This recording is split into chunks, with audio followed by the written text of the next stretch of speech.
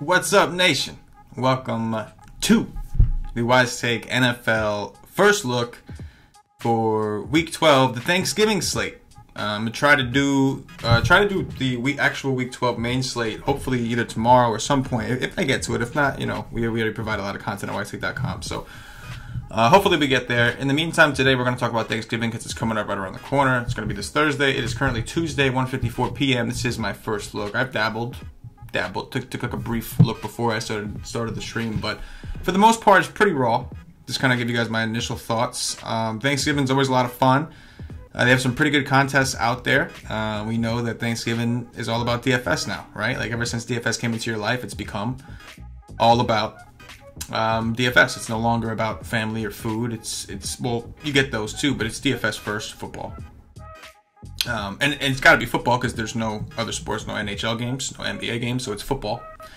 And if your lineups go well, you got no problem mingling with family, enjoying your food. So the food is there regardless. That's like your stability, the food, right? Like if you have a bad day, food will comfort you. If you have a good day, food will taste that much better. And then the family portion, that's like if things are going well, you're all about the family. Oh, it's all love. You want to help people, talk to people about their problems, all love. If your lineups are not doing well, you want everybody to leave the hell alone, and you want to be isolated, and you want to throw things, potentially break things that may belong to other people, and that is what Thanksgiving has become for DFS players across country. Same thing with sports bettors, I would imagine, right? Like if you take a couple bets and it'll work out, probably not in a mood to see too much family, unless you have like, one of those family members that you just like to beat up on verbally, just like insult them constantly. Some people are like that. Some people's got people in their family, they'll just do that, just a barrage, onslaught of mean, hurtful things that make you feel better about your DFS lineups not performing. Not me, but some people. Anyway, guys, if you don't know me, I don't know where you've been, but you should have been at this channel already. Subscribe to the channel. Do me a favor if you're watching on YouTube. You don't want to miss anything. We do nightly NBA podcasts for the DFS slate first looks. We do NFL stuff, MMA stuff. We have NASCAR at the site, all kinds of things. But my name is CK013. You could follow me on Twitter, and I ask that you do at CK_013. Hit me up. Always open. 7-Eleven. Always open.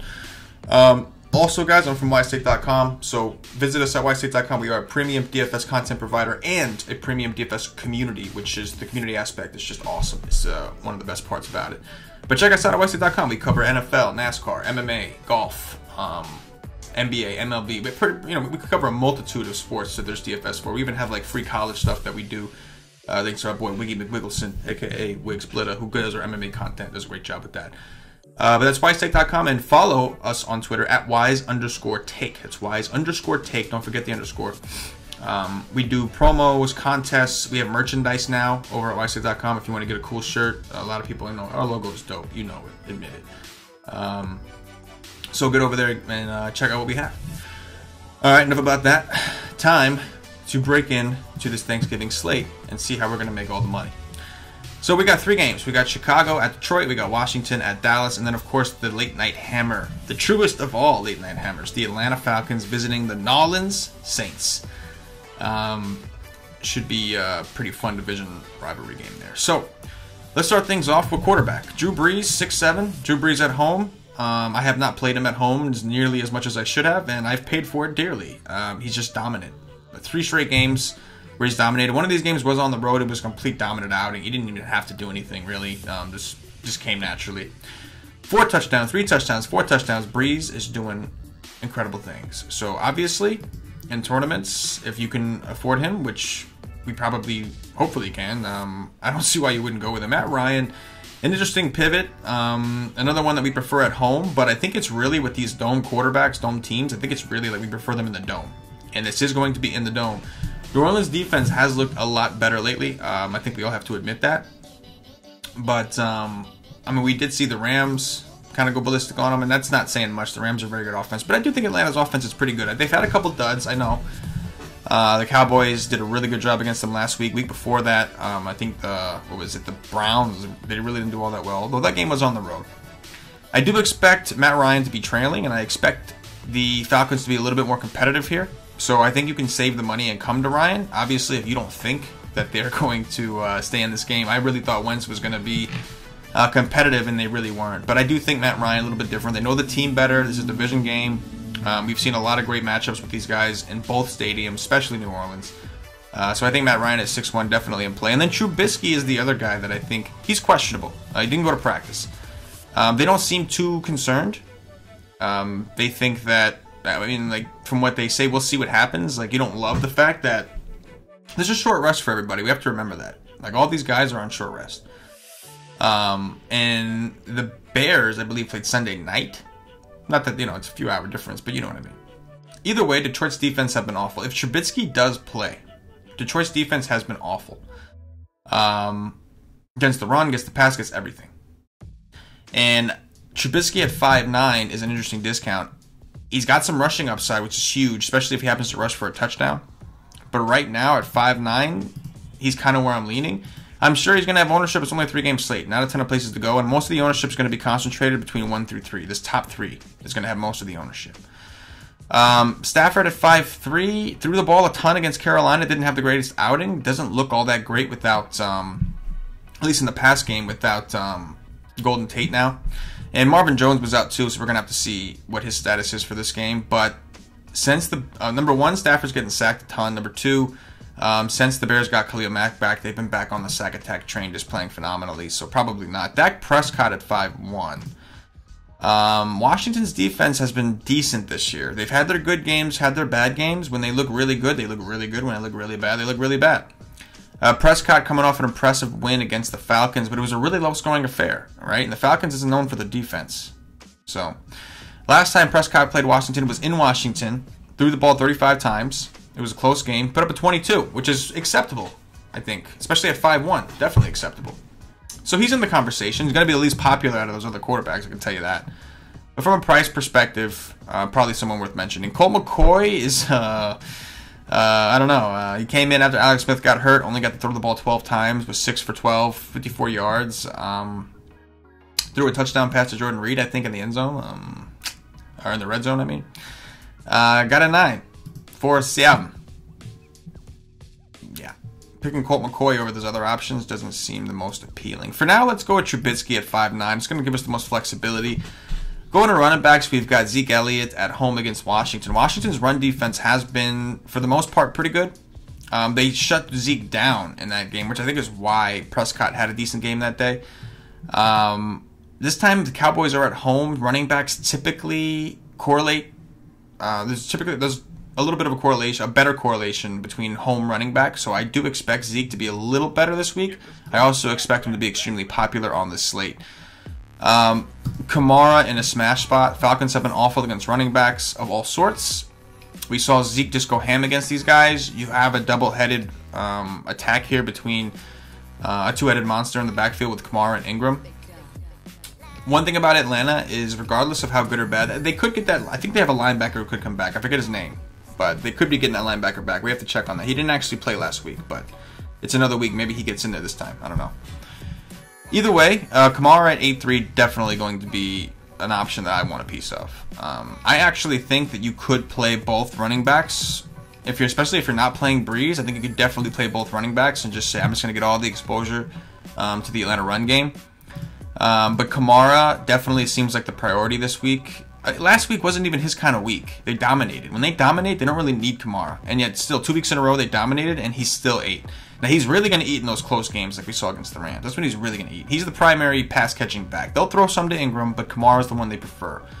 And we know Atlanta is awful, particularly against pass-catching running backs. And that's Kamara's role. So I think Kamara is definitely the priority for me this week. And again, I could play Ingram. Ingram having 2 good weeks in a row. He's 6'1". It's only a 3-game slate, so it's not all that bad. The touchdowns are going to come. He's going to get some goal line work. He's not guaranteed, but like Ingram seems to be more fit for a dominant game script, which the spread indicates we could see. But I'm totally fine with taking both running backs in this situation, especially because we do have the flex, so we could play another third running back there. But the guy that I want to pair with Trubisky in this particular situation would be Tyreek Cohen.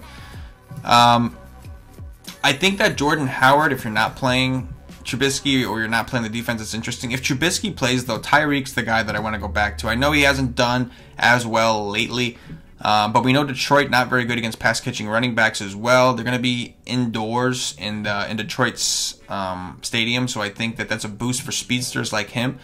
I just think it's a pretty good price to take a chance on, GPP only, obviously, because he's not the primary one through the one, first and second down back.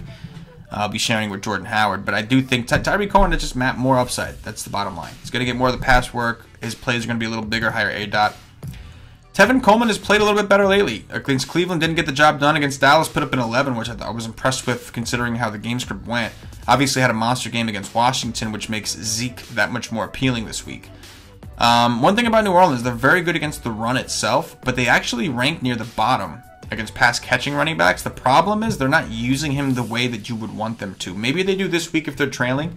He got 7 targets against Washington, which I think was a big reason why he did so well. Matter of fact, looks like he had 2 receiving touchdowns that day.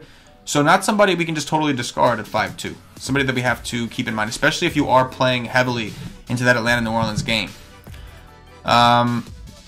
Adrian Peterson is questionable against Dallas. He was limited. We'll see if he goes. Problem with... you really only want to play Peterson in either a close or a winning game script. I would assume they're going to give him the ball a little bit more this week with Colt McCoy behind quarterback. I think they signed Mark Sanchez. I don't expect Sanchez to play. But I expect to see Colt McCoy get the start, which maybe they lean on Peterson a little bit more. Problem is, he's just not a big pass work guy. He's really not going to get a ton. Maybe you get lucky and he happens to catch one for a touchdown that's deep like he did against the Giants, which was huge. But that's not really his game. Chris Thompson could be back. He's the pass-catching back. We don't really know how McCoy is going to utilize him. But 4-8, if he's ruled in, could be interesting. Theo Riddick, we've seen get a lot of work in the slot. Again, 7 targets, so that's 8, 7, and 7. This guy is pretty much filling the Golden Tate role, not like a big playmaker role, but like for the slot, quick out, quick completion, maybe even some red zone work. Theo Riddick at 4 or 5 definitely in play. Running back is like sneakily deep. It's like up top, it's super deep, and then on the bottom you have all these guys that are like, oh, maybe. Jordan Howard. Not going to get a lot of pass work, right? That's Tyreek Cohen's job. 4-1 is very, very attractive. If you think the Bears are going to destroy Detroit, then Jordan Howard is definitely a candidate. He should. If they're in control of this game, he's going to get a lot of touches. Not going to get any pass work, but could get some goal line work. Detroit did trade for Snacks, which is supposed to help them against the run, but we haven't seen them really improve all that much. So Jordan Howard at 4-1 definitely in play, although they're priced for upside, and obviously. The other guy, Tyreek Cohen, has more upside right now. So, is what it is. These other guys are going to get... I mean, Ito Smith is 6 attempts, 2 carries. Like, he's just kind of there. But he's cheap. If you really needed the salary, if you were playing Breeze and you want to play everybody in the world, I sort of get it. For this example, let's go with Tyreek Cohen because we got Trubisky in here.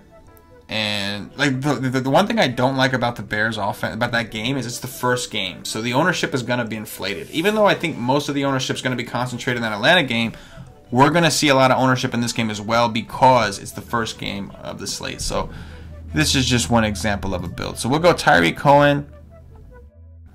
Try to smash in Zeke. We'll see if we can make this work. I don't know. We'll work a little bit backwards. So the Cowboys are number 1 defense at 3-2. That does make sense. From a perspective of Colt McCoy is starting. I think that the Bears, though, getting them as not the most expensive defense is almost like it's kind of interesting. Obviously, in this game script, I'm kind of hoping that it's just the Bears onslaught that just destroys Detroit and that's it. But we'll see what we come to. As far as tight ends, so Jordan Reed is 4-7. Never like to play a chalk Jordan Reed. He got 11 targets against Houston. Colt McCoy is not afraid to throw to the guy. And this could be an interesting spot.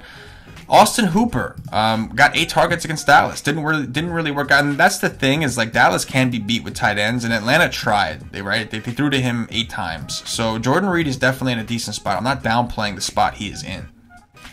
But Jordan Reed is going to be kind of chalky, so that's concerning. But I do think that the quarterback he has now will throw to him more, which is a plus. But Hooper definitely in play this week as well. I think that last time they played New Orleans, only got 4 targets. But they're always looking to change and improve and switch up their game plans. I think Hooper is a guy they've incorporated. They've showed more trust in it overall this year. He's had multiple double-digit target games. So he's certainly in the conversation. But Trey Burton, I think, is the one that appeals to me the most. Now, the targets are not out of control. Only one target against Minnesota. But Detroit has actually been really bad against tight ends. We already have Mitch Trubisky in the lineup, and Burton is only the third most expensive, and I think he's got similar upside to these other dudes. So he's probably my favorite right now of the top 3, at least for this particular build. Obviously, this is a first look build. We're kind of just going through it. But if we go through, there's a couple guys worth mentioning. So looks like Swaim is probably going to be out for 3 to 4 weeks with a wrist surgery. That's a shame. He was getting some work, although not that he's been doing a ton with it. Yeah, tight end. Vernon Davis is kind of interesting. Got 2 targets against Houston, but like if Jordan Reed gets hurt or Vernon just vultures the touchdown carries, like I wouldn't be surprised if Vernon Davis at 2.5. Obviously, something you need multiple lineups to pull off, or just say fuck it, I'm putting the position anyway. He would be the best punt. He's got the most upside of all these guys that are down here, for sure. But that would be the punt. Other than that, it looks like you're probably going to stick up top. Maybe you can come here. This is a super risk. I would rather punt with Vernon Davis, to be honest. But if you just want exposure to that game as much as you can, I guess. But Trey Burton is appealing in this build with Tyreek Cohen. Kind of going Bears onslaught-ish. So wide receiver, you can see this is where playing Zeke and Kamara together gets tough, because it doesn't leave you with a ton of money elsewhere. Let's see if we can find some value. Cole Beasley at 4.2, 7 targets. He had a drop touchdown as well. I think he's somebody we can consider. Let's see what else we got. Miguel Sanu, also fairly cheap, going against New Orleans. Should be playing some slot. We know Ridley had the big game last time, but they did make a slight improvement going with, what's his name? Tight end question, Corey Jordan. Josh Hill? Yeah, I mean, Hill, sure. I don't think, 2.5, another great punt. That's a good point. Very good punt. I mean, he's very similar to Watson. You don't know which one's going to be getting the dirty. I would prefer to punt with Vernon Davis. I just think he has more upside, honestly. Anyway, back to the receiver. Let's see. Taylor Gabriel is only 3.7. That's really cheap. 9 targets in his last game against Minnesota. He can help a lot. I have a lot of Bears already, so maybe I come off of Cohen. I could go to Gabriel, come off Cohen, and go up to what's his name, Ingram, right? I could do something like this. For now, I'm going to stick with Cohen though, and look for a different receiver, because I mean, you could go Bears on slot, but for doing a first look lineup, I think I'd rather keep looking. But Beasley at 4.2 definitely in play. This Gallup kid was only 3.5, got 5 targets, 3 targets, 6 targets. He's getting volume, so if you need a punt, he's in play. Washington's pass defense, their defense in general for the most part has been decent, but they are on the road this week. A lot of punts down here. All chances. Kirkwood got 5 targets. Wasn't a whole bunch of upside. Obviously, Traquan Smith was the big upside guy. Where is Traquan Smith here? How much is he? Traquan Smith only 4.7. He is hurt though. He came through for me big this week, man. Traquan was my best call on the board. It's an awesome spot. Attacking Philly. Yes, those bastards. They suck. But Sanu right now seems reasonable to get exposure to that Atlanta-New Orleans game. We have Kamara already, but we don't really have a ton else, and we would expect that game to be pretty high scoring. Obviously, with this build, you can already see where I'm heading. I think it might make more sense for me to go with Taylor Gabriel here and get rid of Cohen, because we did have... I mean, we still have the option of playing Ingram. So in this build, like, Zeke Elliott is like the guy, right? Like, he's the one kind of making everything difficult. So if I took out Zeke and I went with Cohen there, I won't need Gabriel. So we'll see what that looks like. In the meantime, we could go full onslaught. I'm not digging where this is leaving us at. Amari Cooper, I think, is okay. A very disappointing game in his last game, but the targets I expect to be there. He's going to have a tough defender on him and Josh Norman, most likely. So we got to choose. Do we want 2 expensive running backs, or do we want one of the expensive receivers and 1 running back? We'll go with Tyreek Cohen here. We can now upgrade Taylor Gabriel. We don't need to go that low. Then there's a question. Julio Jones, Michael Thomas. We've got Sanu already in the pass game, so unless we're playing Matt Ryan, I don't want to take too many receivers here. Galladay is an option, although in this example it wouldn't really work. We'll go with Michael Thomas in this one. That gives us 4-1 left over. We've got the slot. We got Mr. Josh Doxson against Dallas. 7 targets in his last game. We've got... clicked on the same MF and do. We got Harris, right? Only 4 targets last week, 5 the week before, playing out of the slot. I think as long as Crowder's out anyway. Crowder himself, who could be interesting. Hasn't played since week 5, but he was getting some work. There's a couple ways you can go. Here's our boy again, Mr. Taylor Gabriel. For this example, let's go with we'll go with Doxson for now. Plug in Doxson. Beasley's only 100 away. So if you really wanted to make it work, that's one thing I don't like here is that we don't really have any Dallas. We don't have any exposure to that game at all. So that's a little, don't love that. I might want to rework some of this to get some of that. We have enough. We have plenty of Saints exposure. Look at that. Ingram. And like Kamara's the guy I really want. I would hate to come off him, but I guess it would make the most sense if I was worried about not covering all the games, he would make the most sense. Where are we at here? So we went up to Zeke. We got Ingram, Cohen. We got the Bears onslaught, sort of. Should we just go full onslaught? That'd be the easy way out, right? The easy way out is to go full onslaught and just play Taylor Gabriel and hope Trubisky breaks the slate early, and you're just rolling in the money and you can just enjoy the rest of your day. That would probably be like the easiest way.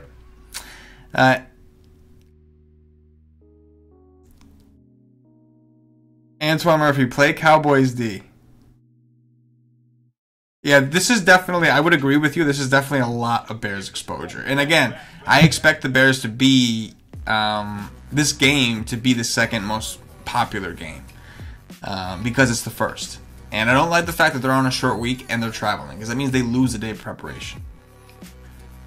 This particular lineup has a lot of Bears exposure. But that kind of shows you also it's going to play into how popular I think that the Bears are going to be, because you can make a lot work with their players. They're so cheap that there's a lot you can make work. And we don't even know if Trubisky's going to play. We're assuming he is. We don't actually know. But that's one route you can go. Definitely one route. Another route you could probably go, let's see what happens if we did try to go the Matt Ryan route. Let's go here.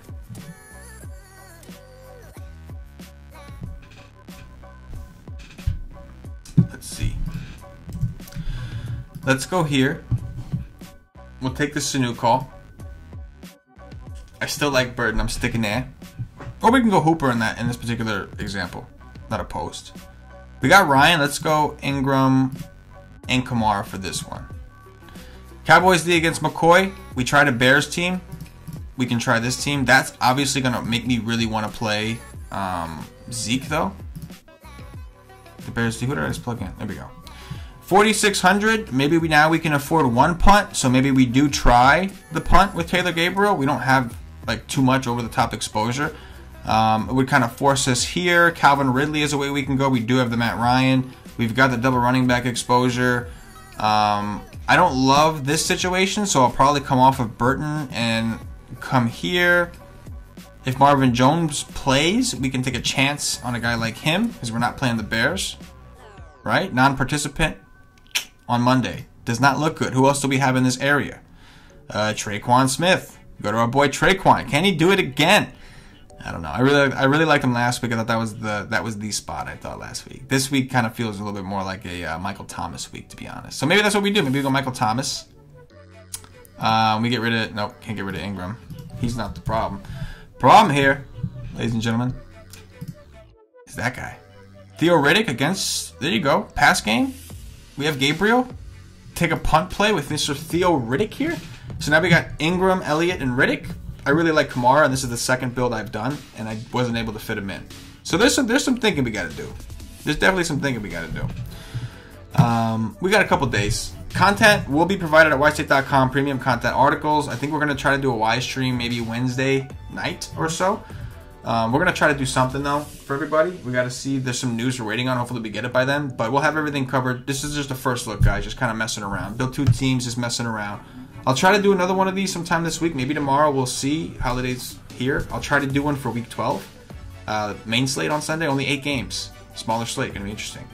In the meantime, guys, come check us out at wisestate.com. We are smashing NBA. Last night, won myself a cool 1 over a G last night again. I know it seems like once a week we're doing that there at WiseTake, man. This just crushing all kinds of sports. NBA has been good to us so far. We had a few bad days in a row, and then yesterday just fixed everything for me. And we're still banging out football, MMA, everything else. Now, you know, we got NASCAR just ended, I think. We got hockey going this year, which has been phenomenal. Shout out to the Hoff and Brewmedic have been doing an awesome job this year so far. But anyways, I'm gonna get up out of here, guys. Appreciate y'all for watching. Don't forget, check us out at YSTake.com. If you're watching this video on YouTube, click the like button, please. Subscribe to the channel, hit the notifications bell. Don't miss anything that we put out on this show. We do a lot of cool stuff on this channel. It's all free. You came to the right place. If you want more help, you're really looking to better your game, become an actual better DFS player, we don't just give lineups, something we do. We try to make you a better player. We want you to be a better player. We want you to learn the skill of the game. And compete with some of the best out there. That's what we want you to do. Check us out, guys. Once again, that is YSTake.com. Right? YSTake.com. Don't forget it. You can follow me at CK_013. I'm going to get up out of here. Appreciate y'all. For myself, the entire YSTake Nation, as always, good luck. Yeah.